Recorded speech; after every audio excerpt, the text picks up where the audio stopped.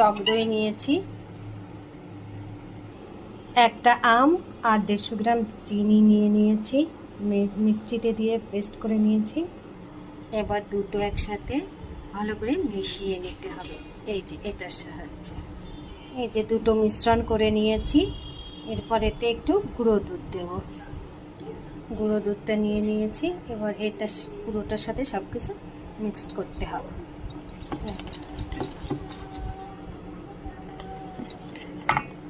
আমি একটা tiffin box পরিষ্কার করে নিয়েছি। এই যে পুরো মিশ্রণটা হয়ে গেছে রেডি।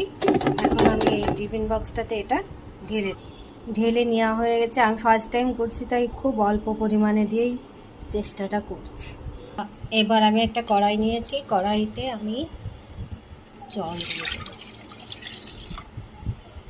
জল দেওয়ার পরে একটা স্ট্যান্ড দিয়ে দেব। স্ট্যান্ডটা দেওয়ার পরে আমি টিফিন বক্সটা এখানে বসিয়ে দেব আর এটা ভাবে ঢেকে দেব। ঢেকে দিয়ে আমি 10 মিনিট রাখবো। 10 মিনিট পর নামিয়ে নিয়েছি।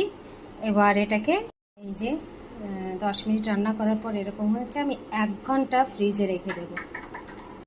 1 ঘন্টার একটু বেশি পরে আমি বের করে নিয়ে এসেছি। এই যে একেবারে জমে গেছে। এটা আমি আম দই করেছি।